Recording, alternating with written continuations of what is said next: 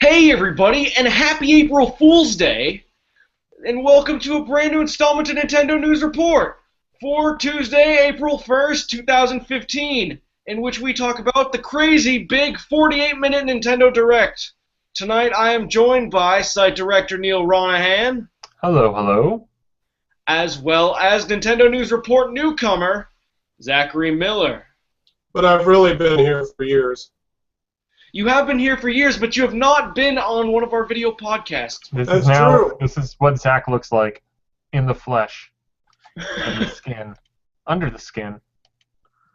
So That this was a bad movie. So this Nintendo Direct was kind of weird because there were it seemed like there were more leaks than usual coming out, quote unquote leaks, and some of them were sounding really realistic compared to previous Nintendo Directs. What? Like what? The Star Fox one, I was really That was holding dumb. I guess I really wanted Star Fox. Yeah, you wanted that. That's why it was an effective fake thing, because it was something you wanted. Right, I guess on the other hand, a lot of the things that a lot of people predicted about the Direct were things that obviously had to be in this, like the release date for Splatoon, Mewtwo, the Animal Crossing DLC, of course that had to be now. It's stuff that was very clearly telegraphed with, the fact that it was a Direct right after the Club Nintendo thing ended, where you could register both copies of Smash Brothers. And, a week or so after Sakurai was like, yeah, it's just about done. And then it seems like they were working harder on this DLC than I personally gave them credit for. Because they were talking about this DLC today. They started the Direct the natural way you would with a Smash Bros. Trailer for Mewtwo. He seems somewhat similar to his incarnation in Melee, except it looks like he has a couple new moves, and then his final Smash is Mewtwo Y. So he's got that going for him. And that's coming out April 15th for Club Nintendo members, April 28th for everyone else, $3.99 on either Wii U or 3DS, $4.99 for both, which is fine. That's about what everyone thought it was going to be. Totally fair price, and I'm very excited to. Yeah. I mean, I don't even really never liked playing as Mewtwo at all, but I'm excited to have a new character in Smash. It'll kind of make it feel fresh. I mean, it's not like it's feeling stale. If there's one thing that I learned from doing the commentary for our awesome Smash Brothers League that you should totally be watching. Newscast! That game's really fun, and I'm glad to see more things be added to it. Yes, and they also announced that Lucas from Super Smash Bros. Brawl is coming in June, presumably for the same price, though they didn't say. And then they also that's a character I'm actually excited for, because I loved playing as Lucas in Brawl. It's very interesting how officially Nintendo refers to Mother 3 as Mother 3 all know what in the it is. States. I mean, they wouldn't call it Earthbound 2, but it almost feels like they're so confident it's never coming out that they're just calling it its Japanese name. I wouldn't be surprised if within the next year Mother 3 comes out. No. You think there's still a chance of that?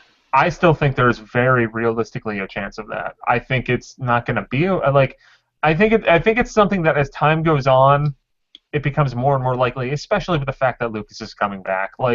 You need to eventually deliver on these things when you have these characters in games like this. It'll be GBA-VC. Yeah. No, I mean, exactly. They have an outlet for it. They would need to do the localization. Yeah. Because I don't think they would pay whatchamacallit. No way. They would never do that. They wouldn't do the fan translation, which is a really good localization, I think. But it's probably legally complicated. Awesome. It's probably really legally complicated to make that happen. And then they also just said that they're doing Mii costumes as other DLC. Costumes include Smash Bros. T-shirt, catsuit, Link outfit, and costumes inspired by Mega Man X and Xenoblade Chronicles. The Dunban one is kind of awesome. Yeah, I want that real bad. I will probably get all of those dumb costumes and not really be that happy about it because I don't play as me at all. Exactly right. Me neither. But it's like $2 anyways for all of them, right? Yeah. I think it's $2. I'd rather have a Mega Man X skin for Mega Man. Yeah. Yeah, actually, yeah, that is weird how they wouldn't do that for the regular characters, but they'd only do that for the Mii. But I mean, Yeah. it's cheap. What? Most importantly, I think the most interesting news out of all of this is that there's this voting site that's now live on SmashBros.com, in which users can do write-in votes for Nintendo characters they want to see next, and the winner, or did they say winner or winners? Have they got No. See, characters? I have a major bone to pick with all this nonsense because when I first heard about this, I was kind of expecting like, okay, it'll be like a list of characters and people will vote on it. No, it's a write-in vote. This is basically just like the stupidest thing that you could do to try to get fan votes for this. Because like this is okay. We've all been in high school or middle school, and I'm sure you guys had like a student council race where there would always be like the people who were seriously running for it, and then the guy who like would be like, "Hey man, write me in," and there'd be a lot of votes for this asshole who was written in. This is kind of how I feel about this. Is that it's just going to be a lot of people being like, "Hey guys, let's try to get Mike from Star Tropics in this." That's not going to happen. That doesn't make any damn. So okay, I have two questions. I'm going to go around for each of us just to ask. Neal, what character would you choose for if you had to do a write-in that would end up becoming a Smash Bros. Character? I already did one. Wait, let me see. Did you do it? Yeah, I wrote in Shovel Knight. I might do an Ice Climber because that's also I don't think there's any kind of limit to writing in, and I might do an Ice Climber at some point because Justin Baruby is standing right behind me with a gun. That's why I pick Ice Climbers. Yeah, has to be. What about you, Zach? Shantae. Shantae. Oh, you guys are choosing indie characters. Oh man, I would. I've always wanted Paper Mario as a Smash Bros. Character. It seems like one of those characters who they're going to run out of characters over the next Smash Bros. Or two, and Paper Mario is going to naturally come in. Yeah, I could see that. And then if I had to get really crazy, though, I would probably do Travis Touchdown or Dr. Kawashima. Travis Touchdown would be great. I mean, Waluigi would be another real fun one. I mean, as far as like ones that seem realistic, I feel like Waluigi, I want him to happen. Now, my other question is, Neal, which one do you think is realistically actually going to win? Waluigi. You think Waluigi is going to be the winner of this? That's what I just said. Yeah. So do you think Nintendo already knows that going in? I wouldn't be surprised if... Because, like, really with this, is like, what are you going to do? Like, oh, a bunch of people wrote in for Commander Video. That means we're going to make Commander Video, right? Like, no. Like that. No, 100,000 people have played that game. It's at most. Yeah, like, I mean, there are a lot of, like, I mean, Zach and I both listed indie games. Like, it would be cool to see some of those characters in there, but I don't think it's going to happen. Right. And, like, it just, the whole thing, like, I liked how the example that they showed in the video was Cat Mario. Like, who's going to vote in for Cat Mario? They really want people. They want people to vote Cat Mario. Like, I have a feeling that there's probably, like, maybe a list of, at the most, 10 characters that they're like, all right, like, whatever ones we see the most buzz on, then we'll pursue them more. Right. Birdo. So you think Birdo's gonna win, Zach? Or do you? I don't think Birdo's gonna win, but I think Birdo's more realistic than Shantae. Right. Okay. Do you also think Waluigi would probably win out of all the characters? I don't know. Nintendo doesn't seem to actually like Waluigi. I mean, I like Waluigi. Isn't that enough? It is. The other thing is, there aren't that many obvious Nintendo characters left other than Waluigi. Like, no one's gonna vote for Daisy. Or, like, there's some people who are gonna vote for Daisy, but not a significant amount. Toad? Captain Toad would be a fun one. Toad is also gonna have a shot, I bet. I bet some of the Star Fox characters are gonna have a shot. I mean, Wolf could come back. Like, I mean, it would be funny if, like, vote for all these new characters, and it's like, we're just gonna bring back more shit that we forgot to put in the first time. But the dedicated scene could also actually make that happen is kind of scary. Yeah. Skull Kid actually now probably has more of a chance than ever before. Yeah. Now that this is happening. And then Isabelle from Animal Crossing and then Tom Nook. I think those guys have strong fan bases too. But that's beside the point. This Smash Bros. Stuff is cool. Like, it's cool to see that, like, they were clearly working on DLC more passionately or dedicatedly than they were letting on. Agreed. Definitely. Okay. And then they were also talking about Amiibos for Smash Bros. On May 29th, Charizard, Pac-Man, Wario, Ness, Lucina, and Robin will finally release. Ness is exclusive to GameStop, and then Neal was just telling me that those are all going up for pre-order on GameStop at the very least at 3 p.m. Eastern Time tomorrow. Yes. And then a Greninja and Jigglypuff will also come out on that day, though they are not available for pre-order yet. Yeah. I want Greninja and Charizard pretty bad. Dude, I don't even fucking know anymore. Like, Amiibos just... all, Neal. They... Don't even play. It's like there's a part of me, like, there are still some of those characters, like, I would love to have a Pac-Man one. I would love to have, Ness and those Fire Emblem characters. And going forward, like, the Dr. Mario one looks cool. Olimar, that's really fun. But it's just that, like, Ness is a GameStop exclusive. What the hell, man? What the hell?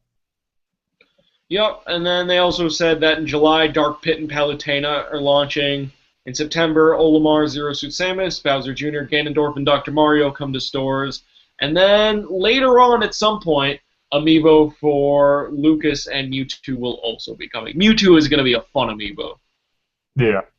I really hope they actually make a lot of those, because there's no way Mewtwo isn't one of the most popular Pokemon characters. I think whatever we see happen in reaction to Charizard is going to be indicative of what happens to Mewtwo, because they seem like they're about at the same, like, B+ popularity tier of Pokemon.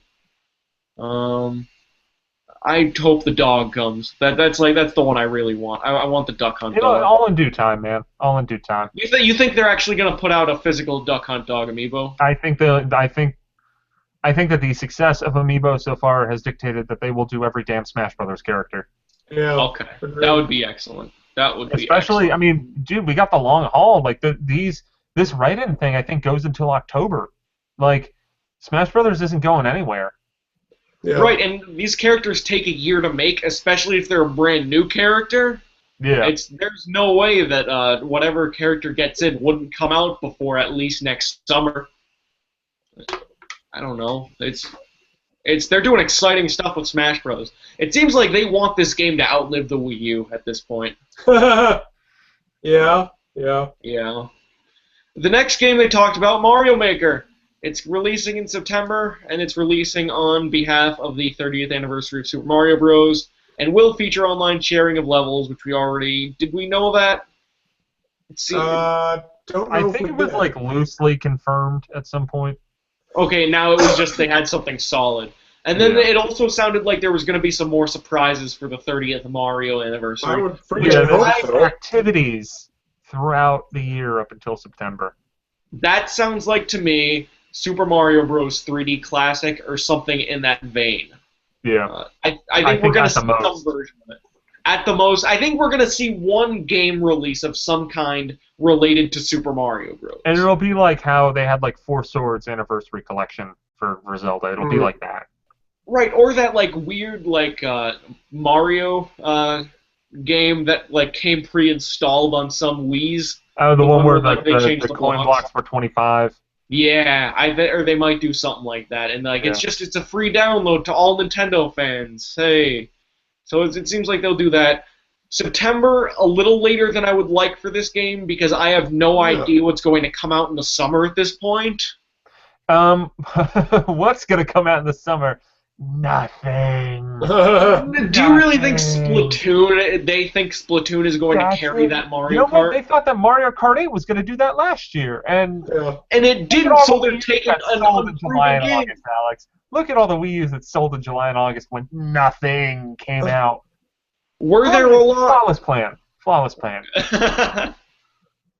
I remember. I will remember this because of, like, just the bluntness in which the conversation got so depressing.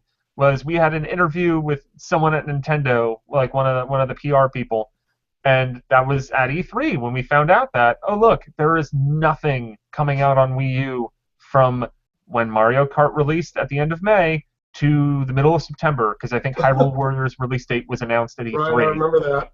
And asked the question, and the response was just like, well, we got Mario Kart 8. And I'm just like, and? And like, they wound up, but even with Mario Kart 8, if you look over the summer, like, there's all the cool DLC for Mario Kart now, but back then there wasn't. And I think that to an extent, Nintendo is going to take a lot of their Wii U games and try to make them like learn from what they're trying to do with mobile and make the games like a service. Look at what they're doing with Mario Kart, as there's going to be a major update a year after the game came out. With Smash Brothers, we're going to be looking at DLC characters for, at a minimum, like a year and a half after the game comes out, and that's what they're going to continue to do. If you look at this Direct, well, I would say at least a third of it was, here are games that are already out, and here's what we're doing to make them better. Easily, yeah. Right. You're right. I am going to go out on a limb and say that, so we got Yoshi's Woolly World coming out this fall, which we're going to talk about in a minute. That looks good. It does. Yeah, that game looks hot.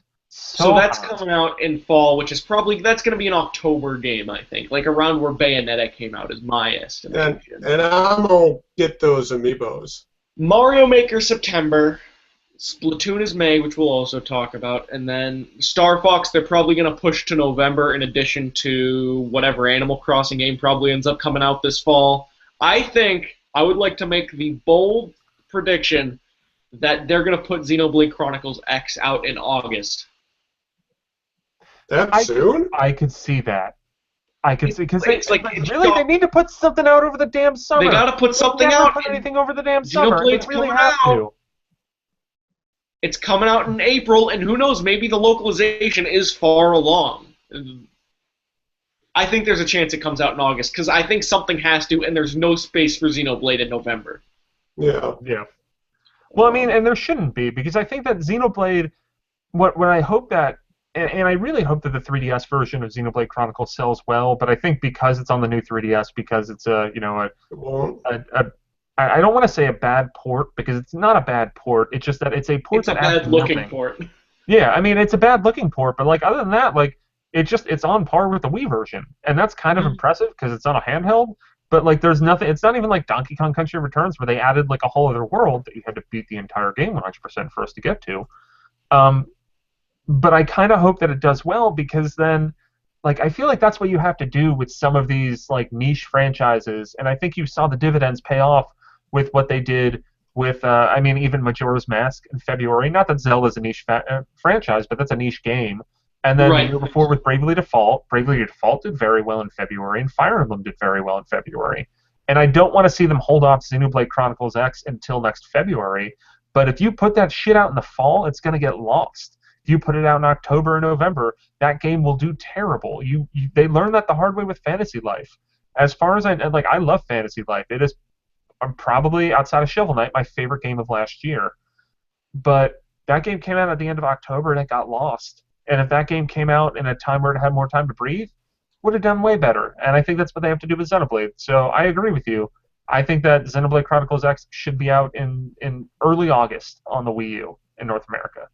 That would be nice. Now, moving on to the next game they talked about, or one of the next games they talked about. Yoshi's Woolly World is coming out this fall, probably 5 months later than I thought it would. I actually did believe... Well, in Europe, it's coming out exactly when you thought it would. In June? Yes, it's that leaked release date was correct. It's coming out at the end of June in Europe, and we're not getting it until the fall. That's amazing! Yeah. There better be... I hope this means they had Xenoblade Chronicles X ready. There's nothing! They had to have had Xenoblade Chronicles X or some game ready in this area that Europe doesn't have ready.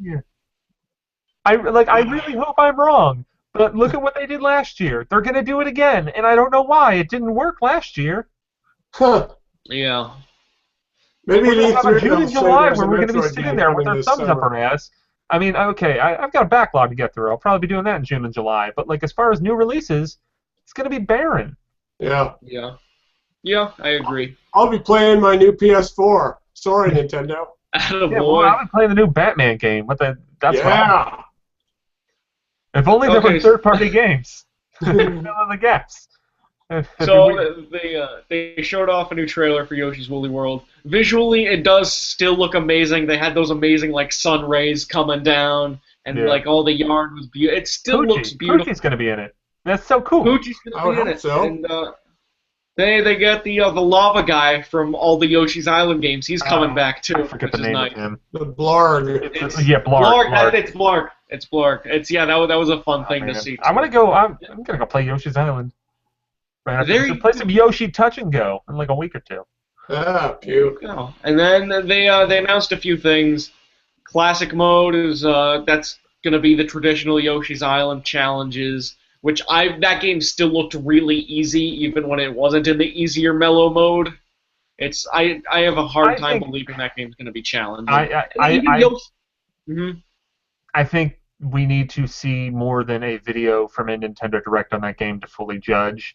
Because the vibe that I got from we had the interview with Takashi Tezuka last year, and one of the things that we asked him was basically about like, okay, so the developers that you're working with, they worked on Kirby's Epic Yarn, and that was I love that game, but it was seen as very, very easy because you couldn't die. And Tezuka's response to that was that Kirby's Epic Yarn is a game for babies. This is a game for everyone. Which, I mean, if you were the kind of person who thought that, okay, Epic Yarn was really easy, I don't want to see that happen to Yoshi, it might be a little more challenging. Or at least, like, not that Yoshi's New Island was this horrible thing to get past as far as challenge, but it might be a little more on par with that, maybe even better, because you have a way better development team working on it. Nice.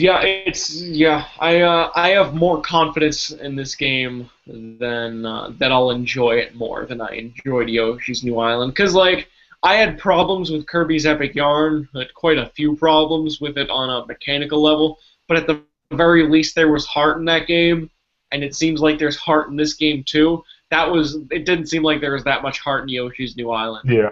So this looks like a game where they're trying at least. So there's going to be classic mode, traditional Yoshi's Island challenges, and then there's going to be mellow mode. It's going to have a full-winged Yoshi gameplay, and it's going to be easier. And then you can switch those on the fly. And then they introduced the most beautiful amiibo ever. Yes. Yoshi's Yarn, Yoshi Yarn Amiibos. I just want all of them. Like, I'm gonna buy all Yoshi. Let me talk so that way people can look at my avatar. It's the Yarn Yoshis. It's adorable. I want the blue one. I want the light blue one. I bet they're gonna be like. They're probably going to be like more expensive, I bet. I don't think those are going to cost $13. But I'm willing to pay upwards of $20. Yeah, I just want those in my life. My life will be better. Yeah, with them there. It's because I remember like seeing that video from last E3, and then you had them like showing off that little Yoshi plushie they made, and it was the most handsome thing in the world. Thing in the game now. It's adorable. And you can actually own that. You can own that. So I'm totally all in on that. And if you put it in the game, he can be co-op AI. He gets like a special egg rolly thing that you can do, but it's the amiibo everyone cares about. Hopefully you can use that with like Smash Bros. And other Yoshi-related games too. Because even if I get both the game and the amiibo, I probably won't use the amiibo on this game. No. Okie dokie. Let's talk about Amiibo Tap for a second. That whole thing where it was like, you can put an amiibo on a pedestal, and then you can play demos or multiple demo scenes from Nintendo Classic VC games. It's dumb. It's dumb. I guess should we just? It's cute, but it's also weird how it's completely randomized what game you get when you put an amiibo on a pedestal for the first time.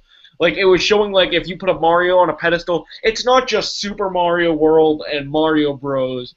You can get Super Metroid if you put the Mario amiibo on the panel, which was crazy to me. But anyways, just buy Smash Brothers and play all the demos in that game. Or if you're really that hard up where you want to play a virtual console game, just fucking buy it. It's $5. It's not going to kill you.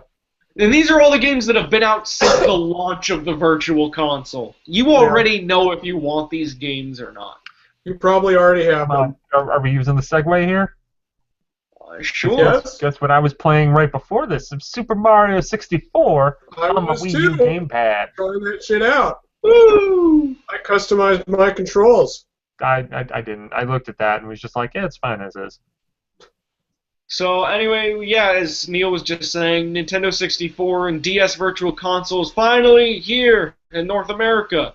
You can get Yoshi's Island DS and Super Mario 64 now. April 9th has Yoshi Touch and Go and Wario. Hell yeah, Yoshi Touch and Go.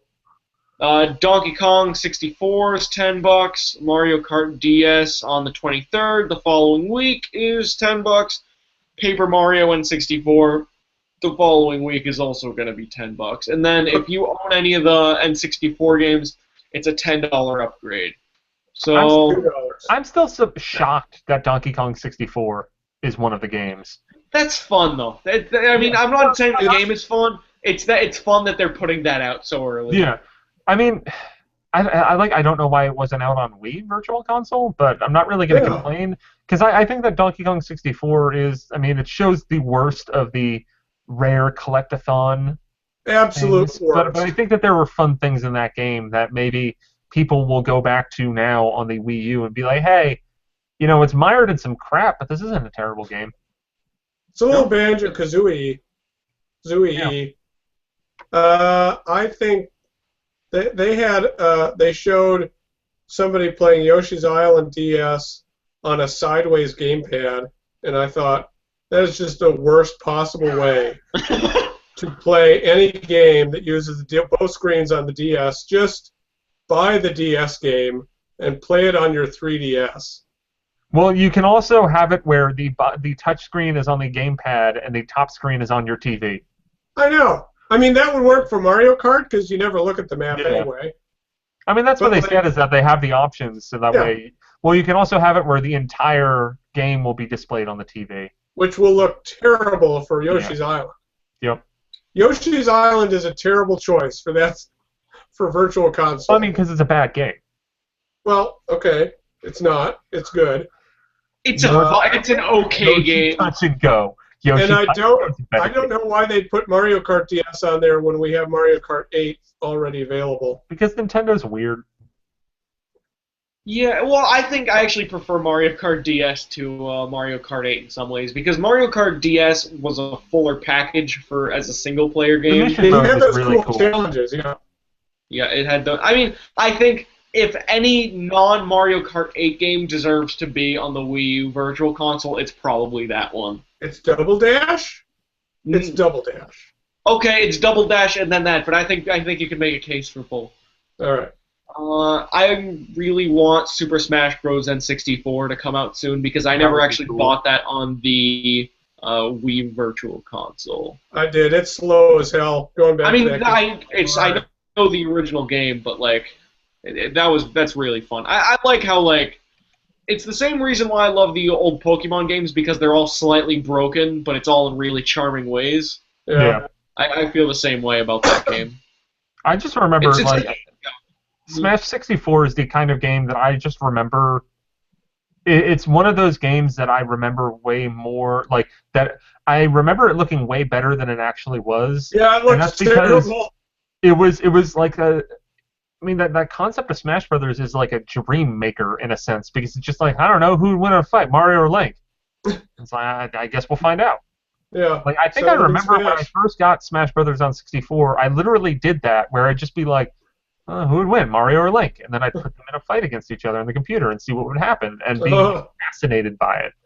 Mm-hmm. There you go. I hope Brain Age comes out for free too for North America because that's been out in Europe last year. Japan. Yup.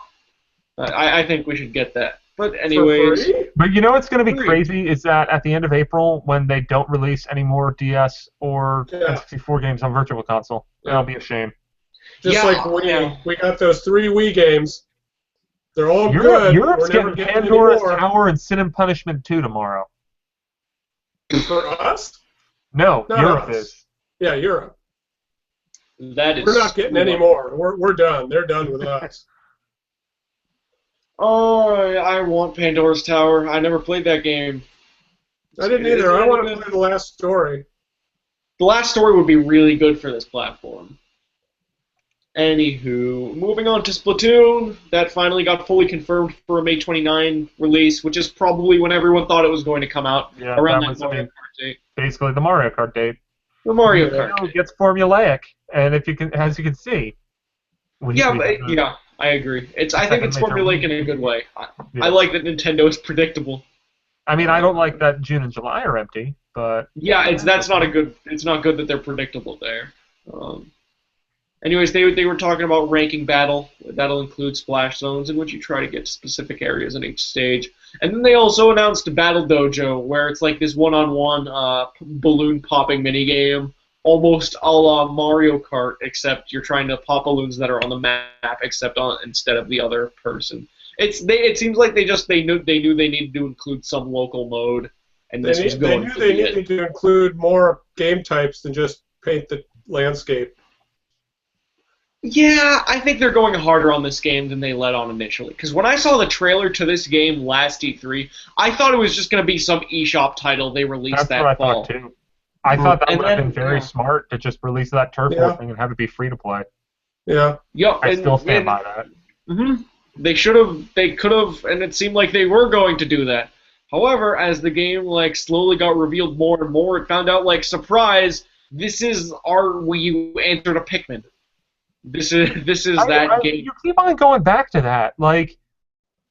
What? I think attitude, it definitely makes sense because Pikmin was pretty much the last time when there was this EAD completely AAA by Nintendo standards, completely new franchise with completely new characters. What about Wii Sports? Wii Sports counts, certainly, but character-driven. It's not character-driven in the same way. Yes, these are technically characters, but this is the first game to have this specific attitude. What about Elite Beat Agents? Wasn't that SPD? Weren't those both SPD? But I mean, I just it's just that everybody goes to Pikmin as it's the last time Nintendo did anything original. But it's no one said the last time they did anything original, just the last time they did something on this specific scope. Because this was a new character by Miyamoto. It was a completely new franchise given the full AAA support. Miyamoto's not touching Splatoon. It's the attitude of a brand new EAD Nintendo game. I don't really see that Splatoon is the new Pikmin comparison that well. I mean, Splatoon has more in common with a third-person shooter to me than it does Pikmin. Because it is. That's not gameplay-wise either. Anyways, people who are watching this now, all 50 of you, and everyone who watches this in the future, if you think Splatoon is the new Pikmin, comment below. And explain why, because that's what I'm hung up on. And if you don't think Splatoon is the new Pikmin, thank you for watching. Moving on. I love you all. I love you all, guys. Anyways, more importantly, I think the most interesting news to come out of this was the Amiibo stuff, because we all knew the Amiibo stuff was coming, Inkling Boy, Inkling Girl, and then the Squids. Yep. But what's more interesting is that they're pulling a Skylanders almost, and they're doing that 3-pack for the first time on launch day, where it's going to have the boy, the girl, and the Squid, which is really fun. That's the only place probably you can buy that. Good luck. Good luck getting everything, because these Squid will be the only thing in that 3-pack. I mean, it's only there. Wait, what? Yeah. This Squid is only available in the 3-pack. Right, the boy and the girl are sold separately. That's a dick move. That is a dick move. Excellent. Anyways, but what they're doing with the Amiibo stuff is that it adds different missions that you can take on. And what I really liked from watching that trailer is the cute animation of in-game where it's the Amiibo coming out of the packaging when you put them onto the gamepad, which I think is so cool. Yeah, I'm getting closer to wanting to buy this game every single time I see it. I'm still not sold at $60.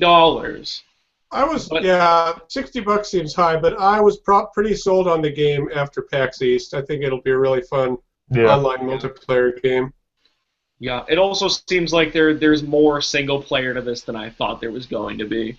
It's like they're at least trying to make this a full package, whether they're successful or not. I don't know. You got to support new Nintendo ideas. Fatal Frame Wii U is coming this fall. Oh, I'm so glad you're happy, Zach, because fucking finally, you take this one by the horns. Huh? Well, how is Spirit Camera? You know, I almost bought it again the other day just because. It's actually not terrible.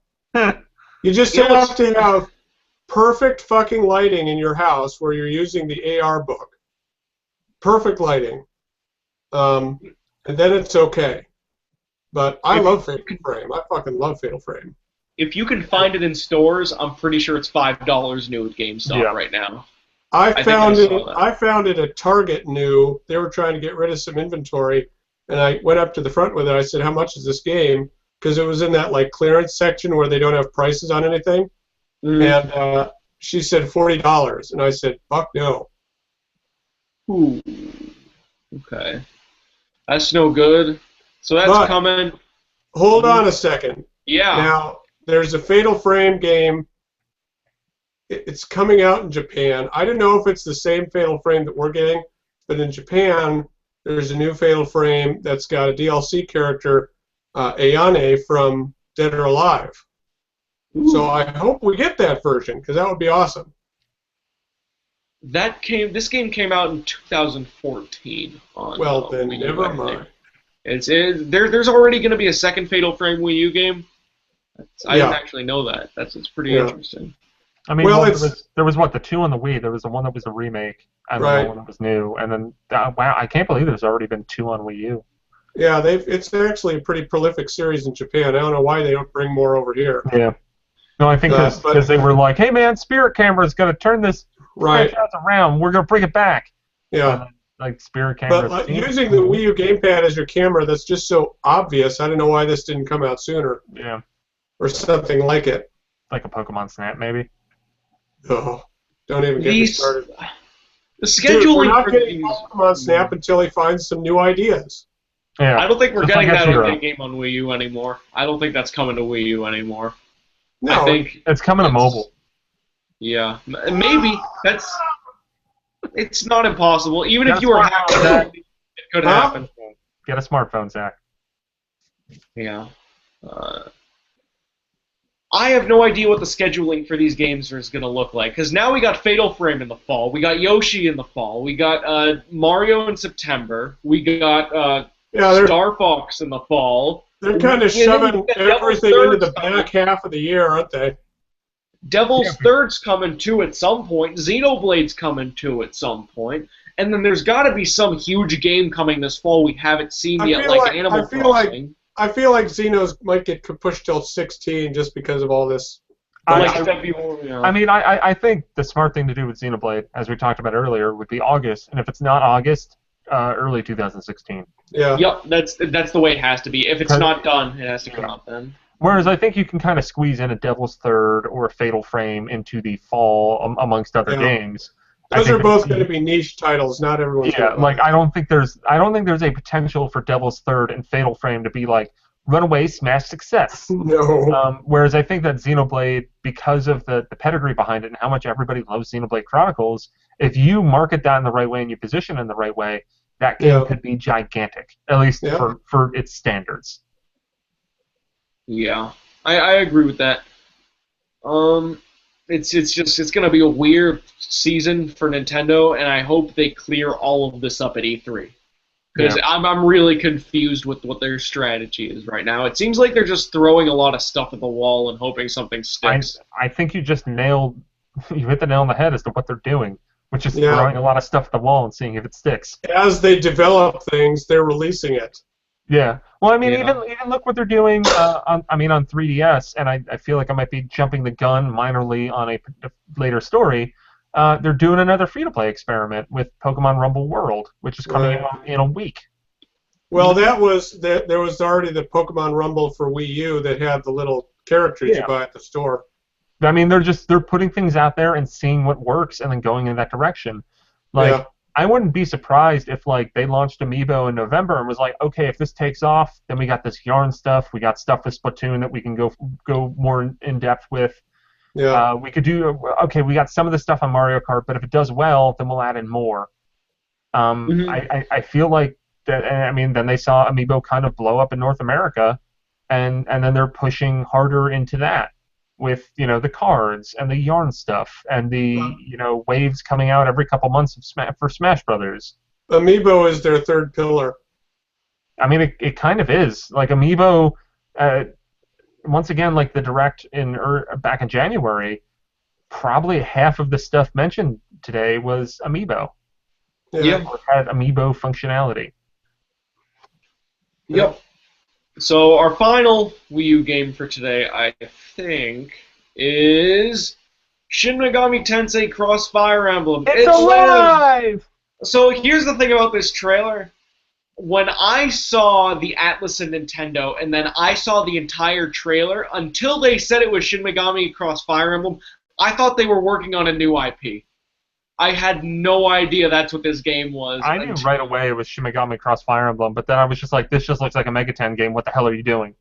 Right, I didn't recognize any of the Fire Emblem characters in this game at all. And I didn't recognize any of the Shin Megami Tensei. I didn't see the guys from 4 in it. Were they there? I think the girl might have been. I don't know. I haven't played either series, so I don't know. It looked cool. Yeah, it looks cool, and at the very least, it looks way different than I initially imagined this game to look. It's a huge RPG. It takes place in Tokyo, and then the Fire Emblem characters live in like almost this fantasy portal, like away from the world where the Shin Megami Tensei characters live. And it looks a lot like they're combining a few different types of gameplay. But I was just watching the trailer before this, and some of the combat looks really Persona-like. There was actually. Yeah. I mean, yeah, that's what it looked like. It looks like it was Persona combat. Because it has that like the battle screen it showed had like the faces and then like 2 bars, I think, almost like exactly how a Persona combat's lined out.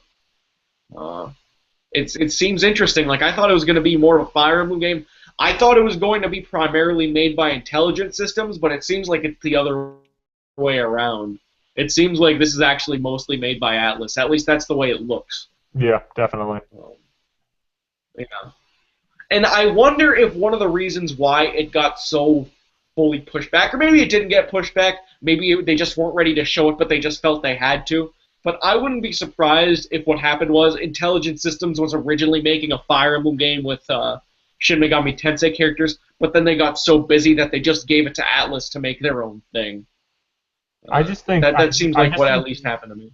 I mean, I think what happened with Shin Megami Crossfire Emblem is, I think I've talked about this before, where when that game was announced, then that was when Atlas was sold to Sega. So there was probably just a lot of downtime where they're like... Wasn't it way later that year?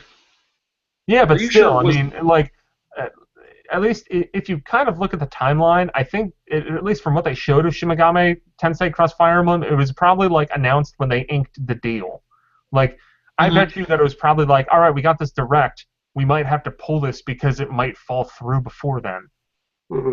Right. So by the time they would have started any kind of development, then that would have been when Index was selling Atlas, and it might have been like, okay, maybe we don't want to go full bore with this in case, you know, Atlas were to get sold to a competitor. Like, if Atlas were to get sold to Sony, then guess what? Shin Megami Crossfire Emblem probably won't exist.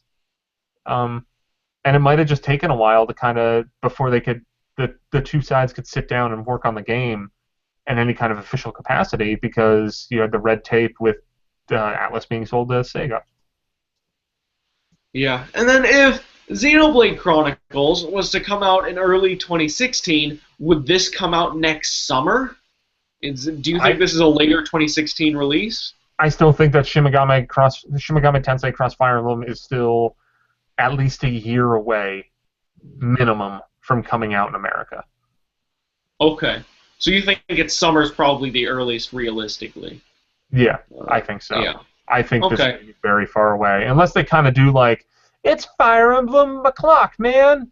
We got your 3DS game. We got your Wii U crossover game.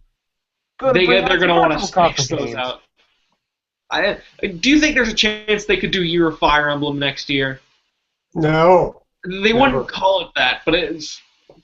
Maybe I don't know if it's an anniversary. It might be. Is it? It could be, couldn't it? Because it was 89, 90, I want to say. Like maybe it was 91, because then it would be 25 years next year. I don't know. That makes sense. Okay. Moving on to 3DS stuff. Speaking of Fire Emblem, the new Fire Emblem game's confirmed for 2016. That's probably coming out in February. Yeah. The game will allow you. It's coming out this summer in Japan. It's coming out. That's pretty soon. This is 1990 is the 25th anniversary of Fire Emblem. Or I mean, so this is the 25th anniversary. Right. Okay, so it's this year for Japan, Yeah. and then maybe they could.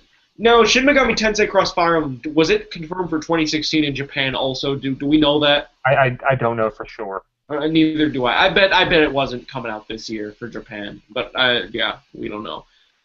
So that's coming out in 2016. You can create a main character from either gender.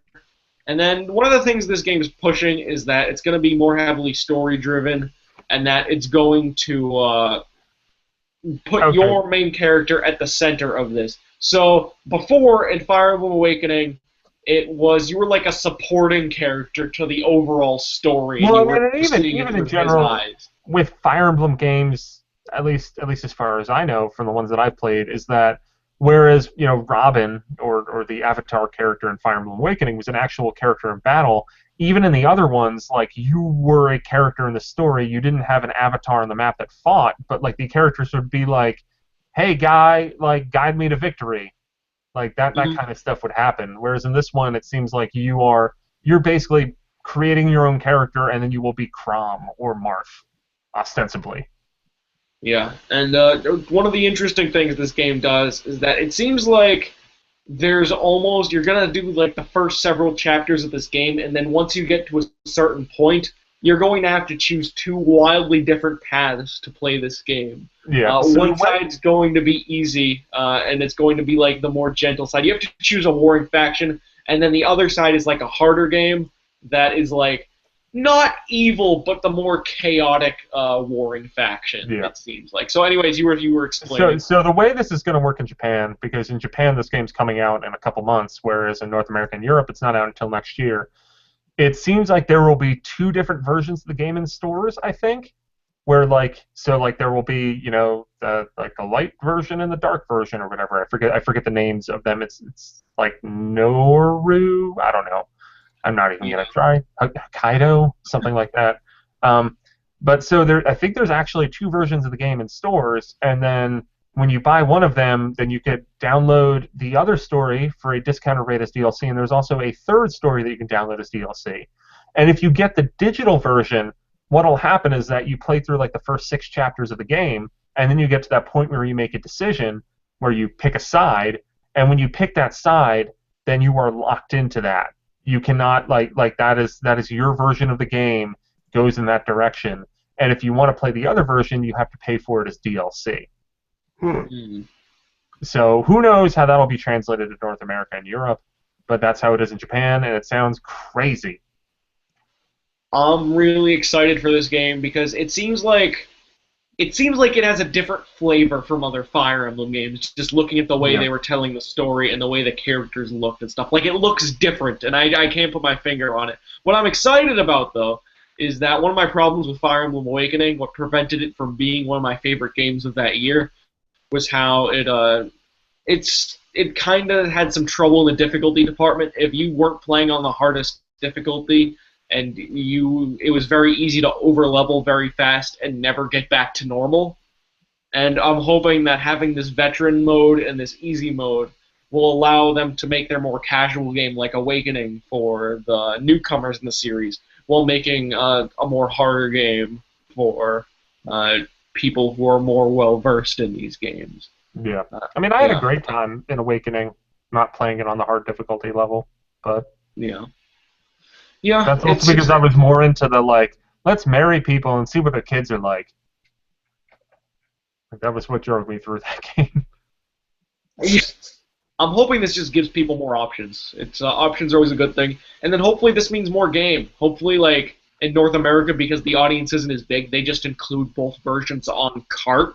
And then maybe it'll be like Puzzle and Dragons. Have more content. Yeah, I hope they do that, because I think Fire Emblem is still niche in America, even though Awakening was extremely popular compared to other series entries. Anyways, we were just talking about this, but there's the free-to-play game, Pokemon Rumble World, that's coming next week for free. I'm totally going to play it. It seems pretty bulky compared to the one on Wii U, which was not a very good game. That was a crappy game.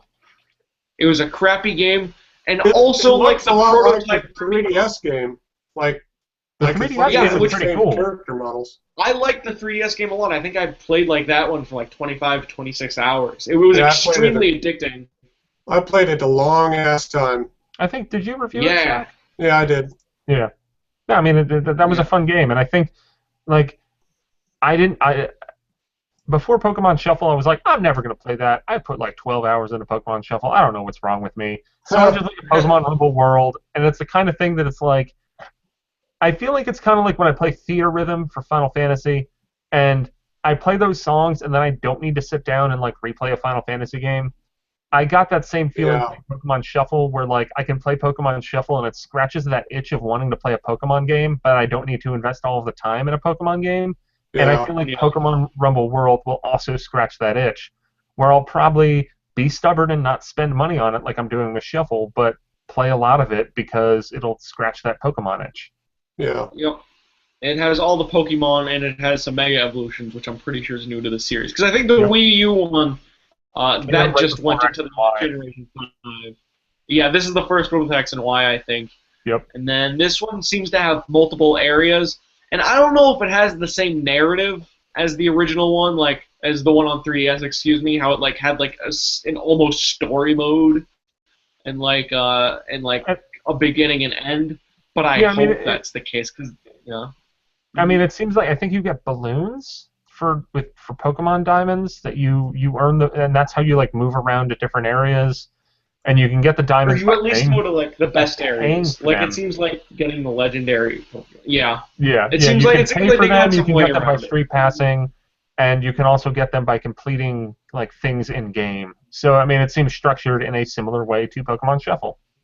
Yeah, I never played Pokemon Shuffle specifically, even though a lot of people seem to really love it.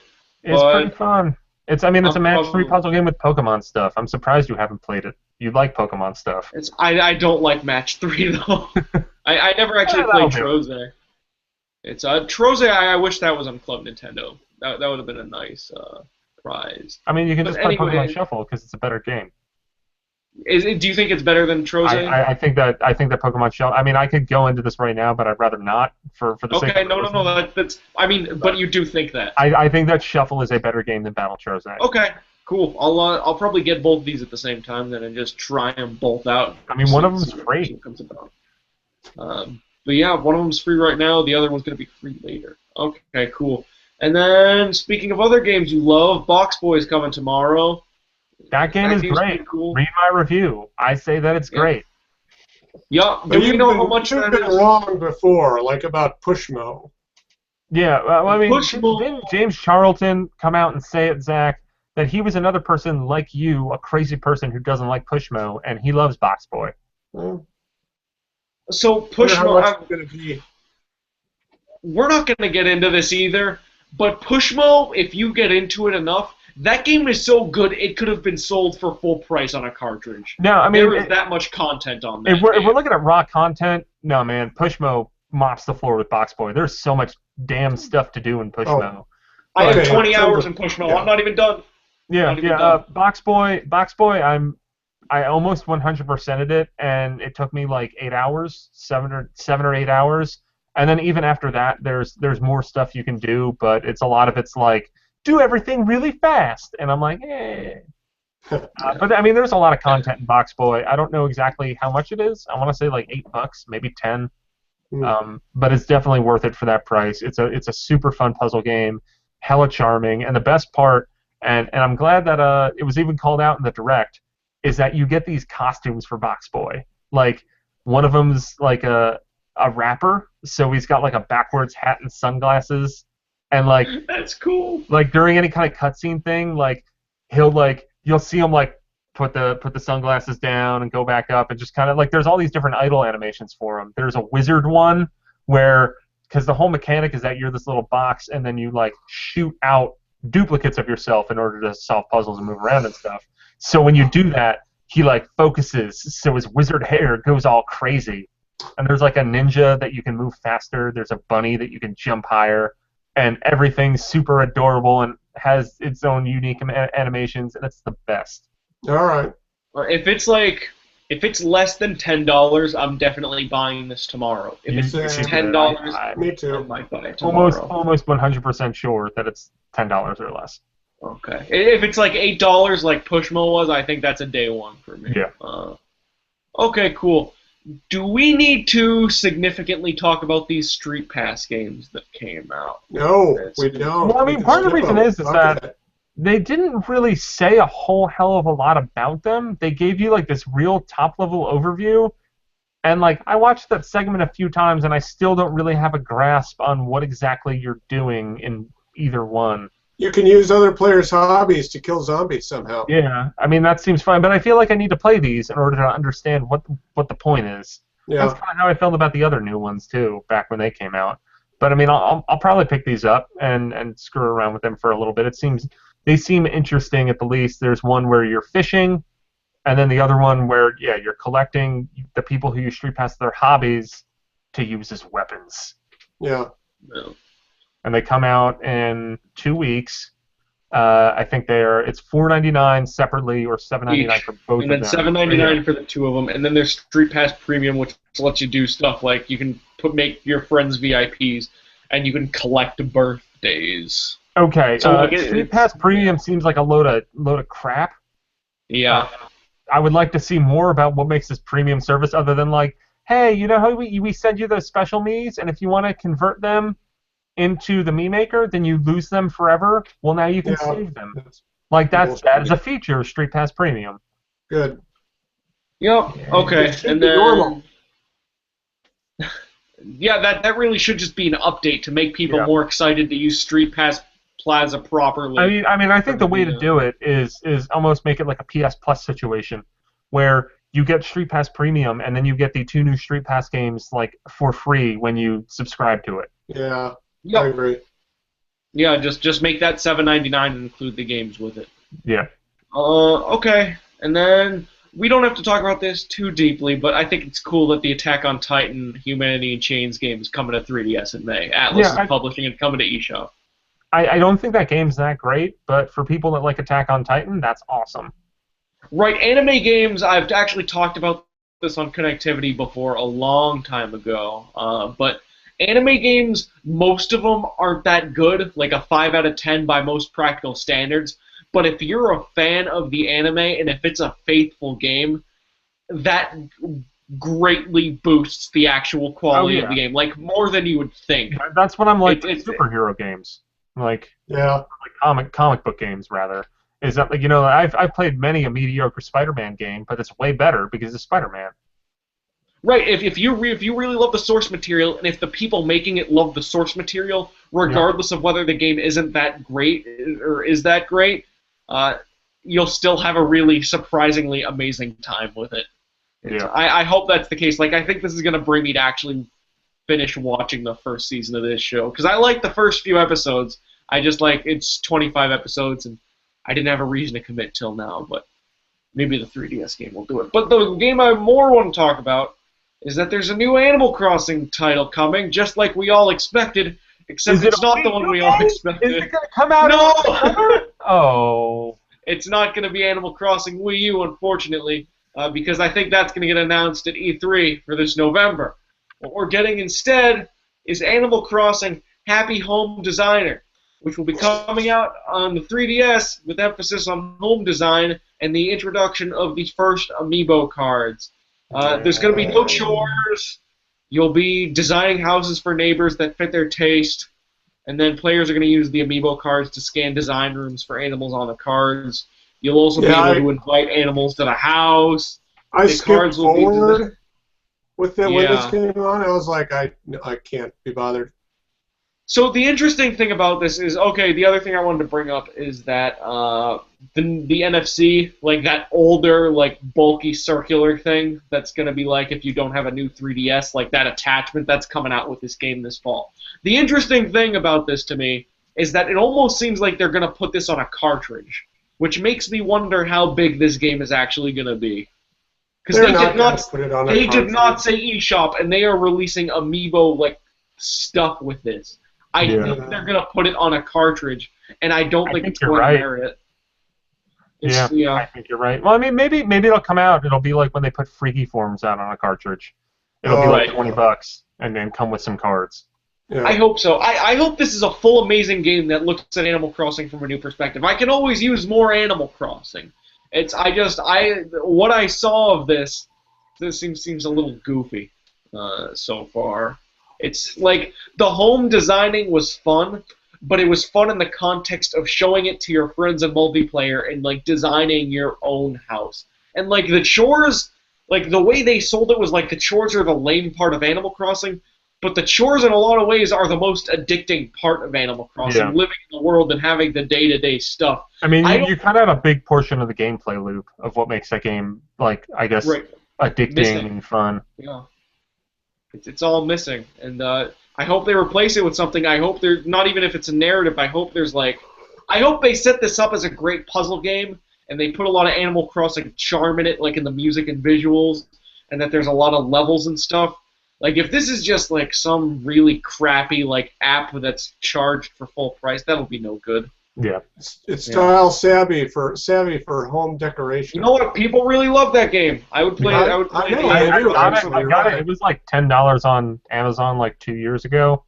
Yeah. I have Style Savvy on 3DS. It's good? I haven't played it. Oh. It was $10. It was just one of those things where I'm like, I got some Amazon credit. Gonna get it. I hear it's very good, and it's been sitting in my little 3DS game carrier for 2 years. So hopefully this is a game people love, and hopefully this is a game I will love. Unfortunately, we don't know that much more about this right now. This seems like the kind of thing that when there's a Direct in August, that's when we're going to see more of this game. Yeah. Sure. Or at E3. It depends how much stuff they have at E3. I mean, they could be demoing it at E3. Yeah. Okay, that makes sense. Like they'll have it in like the weird 3DS section. I wouldn't be surprised if when we head to E3 there will be like an Amiibo centric area. You're right. I'll bet you're right. And that's where this game is. Yeah, I mean it's a huge part of what they're doing. Like I think that for the first time in a while, Nintendo's setup at E3 is going to be drastically different. I hope so. I hope this mobile stuff influences that. I hope whatever they're doing, like with their I think they gotta bring the mobile stuff to E3. They really have to. Yeah. Yep. I agree. It might be a little bit. It might be a small bit this year, but they need to. Okay. It's it's Nintendo's moving in cool directions. We'll be talking about that towards the very end of the show. Anyways, the final thing. It's been an hour and 10 minutes, I think. The final thing of this Direct we got to talk about is that Mario Kart 8 DLC is coming out April 23rd, earlier than maybe we might have expected. The Animal Crossing track looks cool. The villager looks cool. It seems like they're including the female villager, which is new information, I think. And it seems like they recorded a new Animal Crossing theme, like with a whole string band and stuff. Yeah. And with and like in the studio. Orchestra. Yeah, it's that was a really fun part of the video, just to see like how Nintendo music is made. Seems like the female villager should just be an alternate skin or something. Although they don't do that with Mario Kart. It is. I think it might be in this case because the way they were showing it off. Okay, yeah, because they had Isabelle, and then they had the two villagers together, just listed as villager, and then they had Dry Bowser.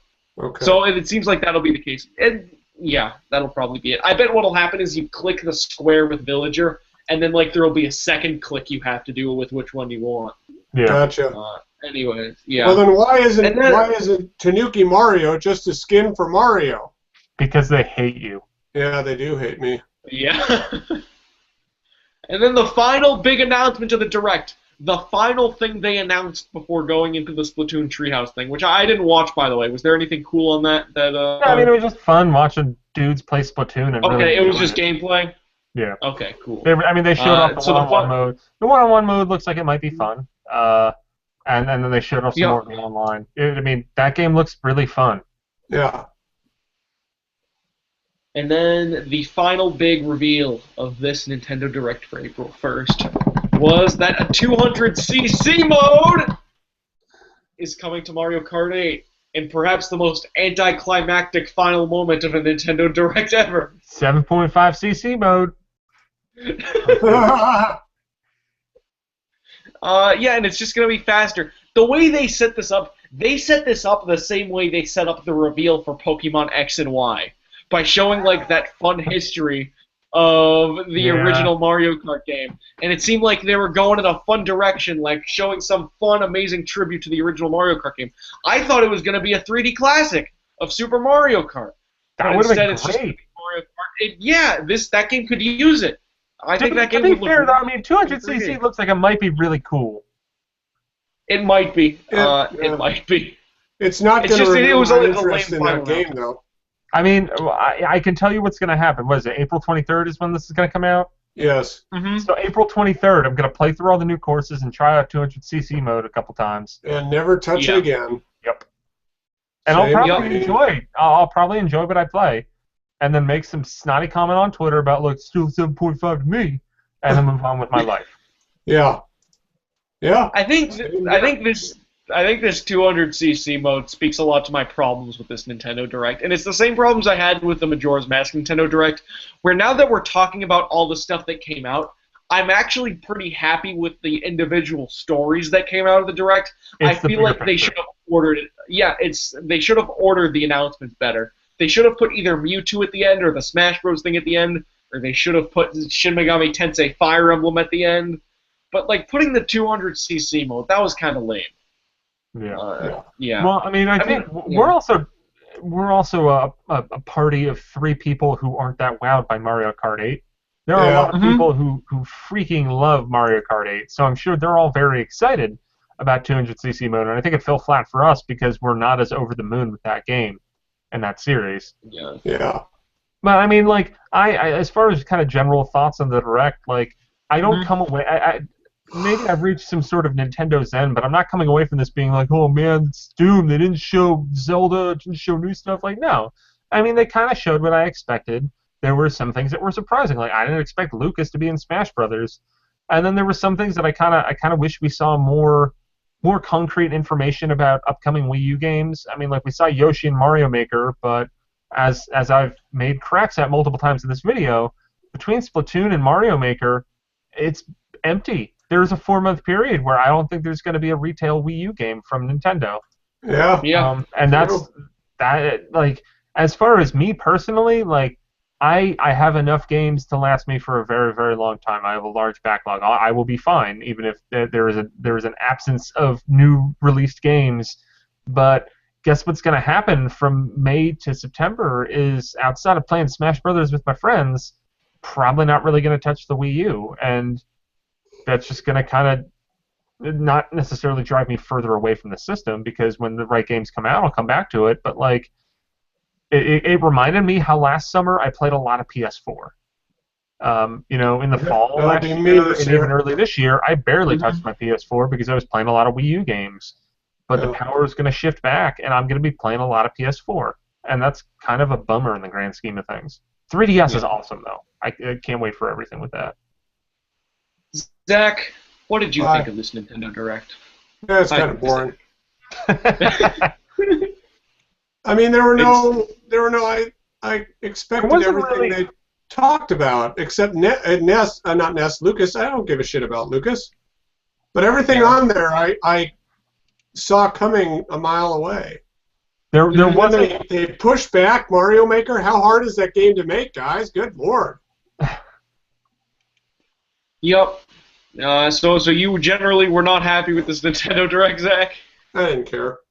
Yeah. And I feel like Iwata needs to... This is going to sound bad. Did he have a stroke or something? Because one of his eyes was half shut the whole time he was on screen. Yeah. I mean, I'm the only one who noticed that. I noticed that too, and actually I was watching this with a friend earlier today, and he wouldn't stop talking about it. Like, he was actually worried about, like, the way Iwata was looking. But at the same time, like, I've had pictures taken of me where, like, I've had that same, like, similar, like, sometimes your eyes are just, like, in a fucked up place. It's weird. But at the same time, Iwata's also, like, a 55, 60-year-old man. Sure. So maybe there's something wrong. Maybe he's just 55, 60 years old. But no, you're definitely not the only one to notice that. And maybe less of this. Yeah. Mm-hmm. Directly. Yeah. That should do it for the Direct. It's one last thing we wanted to talk about quickly. I promised this in the original post for this, is that we were going to talk a couple minutes about the Platinum Rewards for Club Nintendo, since we're not going to do another show this week, and we're probably not going to talk about this next week. I'm going to go through the rewards extremely, extremely quickly, and then we'll just talk about them for a minute. I expect to be very quickly. Okay, so Platinum Rewards for 3DS. Animal Crossing New Leaf, Mario Golf World Tour, Mario Kart 7, Mario Party Island Tour, New Super Mario Bros. 2, Yoshi's New Island, Ultimate NES Remix. Maybe. Yeah, that game was actually pretty good. Yeah, I really liked Ultimate NES Remix. That was my favorite NES Remix game. It was a surprisingly very good package of Is it both remixes together? It's like the best. No, it's the best games. It's a best of. It has like 16 of the best games, which, by the way, was the right way to do it, I think. Mm-hmm. You don't need Urban Champion. Anyways, or Pinball, especially not Pinball. The Wii U options for Platinum: Donkey Kong Country Tropical Freeze, That'll be my pick. NES Remix 2, Nope. Punch Out on Wii, Nope. Yeah. Pushmo I already own it. World, What? Pushmo World, You Nope. love Pushmo, Zach. Fuck that noise. Mario Galaxy 2. Already have it. Okay, and then the gold for 3DS, Pushmo, Crashmo, Freaky Forms, Mario 3, Mario Deluxe, Oracles, and then Murasame Castle. It's Murasame, right? That's fine. Gold Wii U games, Advance Wars, Zelda, Mario and Luigi Superstar Saga, Metroid Fusion, Lost Levels, Mario Kart, WarioWare Mega Micro Games, and Yoshi's Island. What kind of what accent were you dipping into at the end there? It's the city accent. It's an urban accent. So, all right. So I know that the three of us might be a little bit like, oh, we have most of these games already. But if you were to pick, like I guess a 3DS and Wii option for both Platinum and Gold people, what would they be? Wait, can you do that? Can you pick one of each? No. But I mean, for people that are watching, that might want of the recommendation. I see. Yeah. I think Zach, that. Go first, Neal. Actually. Me? Neal. Go ahead. We'll just do Neal, Zach, me. Okay. I think that for Platinum on 3DS, Animal Crossing New Leaf. If you don't have it, get it. Like that game's fantastic. It's amazing. Really? I think other than that, Mario Golf World Tour or Mario Kart 7. If you don't have either of those games, like those are really fun multiplayer games, and I think you can still play them online pretty regularly. I think the communities are active. On Wii U, Donkey Kong Country Tropical Freeze is a great platformer that I need to play more of, and I have a physical copy, so I'm probably going to use mine to get the download copy. If you're a gold person, someone who didn't have enough coinage, the Oracle games. Deluxe, baby. Yeah, Super Mario Brothers Deluxe and the Oracle games. Like go the Virtual Console route there. And on Wii U, you can't go wrong with Advance Wars or Mario and Luigi Superstar Saga. Okay. Yeah. Cool. And then what about you, Zach? Any of this stand out? Because you're still picking a game. I largely agree with what Neal said, but I might have a way to get a second code, but if I don't, I have to decide between Yoshi's New Island and Tropical Freeze. Y'all recall that I fucking hate Donkey Kong Country Returns. Okay, you know what, man? You're over-exaggerating that, because we did a segment for connectivity. I know, but then I finished the game. Then I beat it, and I hated it more. I mean, I will admit that there are I'm somewhere in the middle, because I know that Alex, you love the crap out of Donkey Kong Country Returns. One of my favorite platformers ever. Yeah. And I'm kind of in the middle, where like I see where Alex is coming from, and I see where the frustration comes from. But like, dude, just play Tropical Freeze. I'm also saying that to myself because I haven't really played a lot of Tropical Freeze. So being fair to your purposes, Zach, if you really could never see a world where you like the gameplay of Donkey Kong Country Returns, don't get Tropical Freeze because this won't change your mind. It's, in fact, let me in ask some you ways, this, it may Alex. actually frustrate you more. Okay. Let me ask you this one thing. Is there even one level, one stage in Tropical Freeze where you're being forced along a predetermined path, and if you fuck up once, you die, and you go all the way back to the beginning? Even one stage. That exists. That exists, Zach. And it's the best stage. Those are the best stages in the Donkey Kong Country Returns games. Those are some really fun stages. I hate that. The barrel levels, and especially the music on the barrel levels, are my favorite parts of those games. The music in those games are I'll just get the so good. The music is so good, dude. And then it sounded like I should go with Yoshi.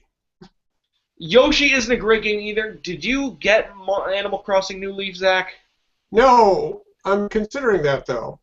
If you get Animal Crossing New Leaf, maybe I'll pick up my copy again, and we can go to each other's town. I might do that. I mean, I know that I left mine away. I left the mayoral decree to keep it beautiful. So when I go back, it's not like, what have I done? The town is wretched. At least I hope it is that. Because if not, the winter here, a year of decay.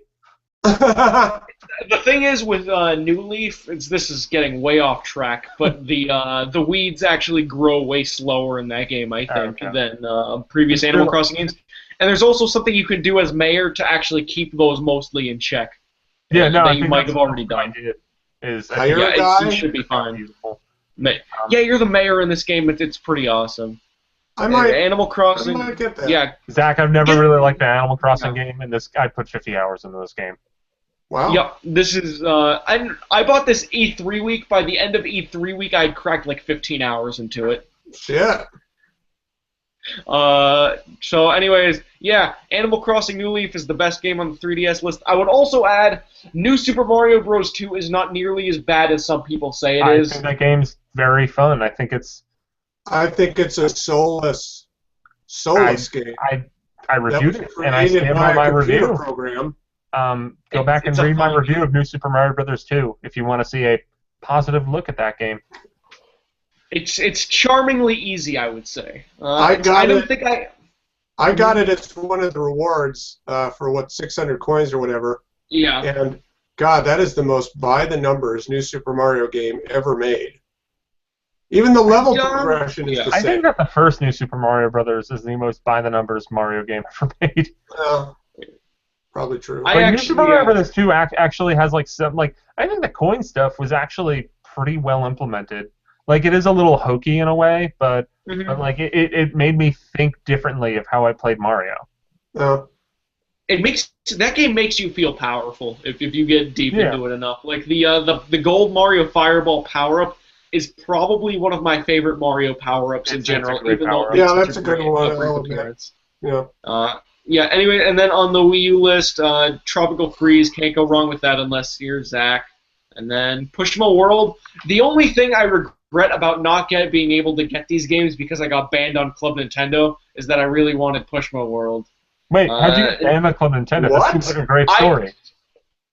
So anyways, it was a great story. If anyone who's watching this now wants to watch the previous episode of Nintendo News Report with the guys from Player One Podcast, because I also go into the story with them, how I tried to do the Wii Mini exploit, and it worked on like 8 accounts, and then I ended up getting banned on all of them. But I still ended up with around $60 of codes. Everyone who's watching, go watch the previous episode. If not, then Alex, tell me after the show. I want to hear this. Okay, you can also look up the Wii Mini exploit. It's if you want to know what it is, it's this whole thing that involves random numbers. It was a really great time on 4chan for a while, and I completely deserve my ban. Listen to the previous episode or watch the previous episode and have a good time.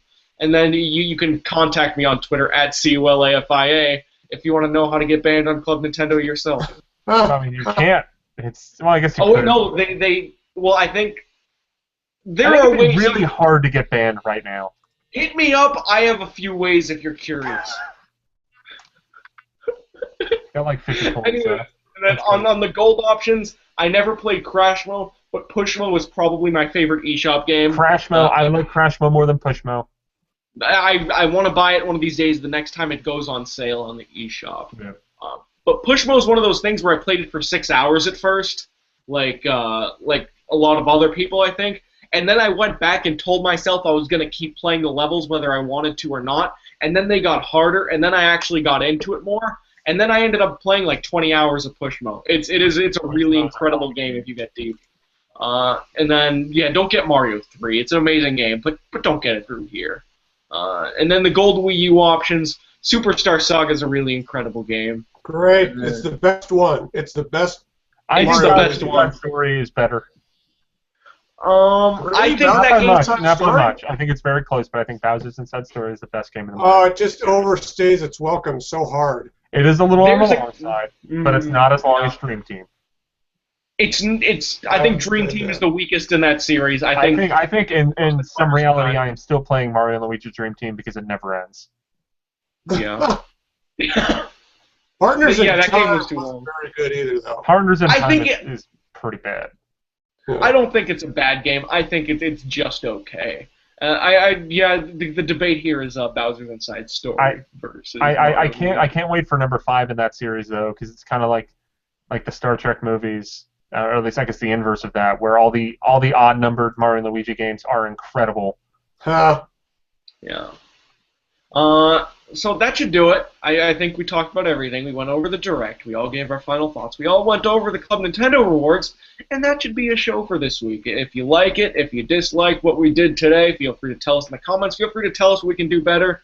We're always trying to improve. I would like to thank my my co-hosts, Neal, Ronahan, and Zachary Miller for joining me. You can find Neal on Twitter at nron, the number 10, NRON, the number 10. You can find Zach on Twitter at ZMiller1902. It's you got to actually say something for them to be able to see it, Zach.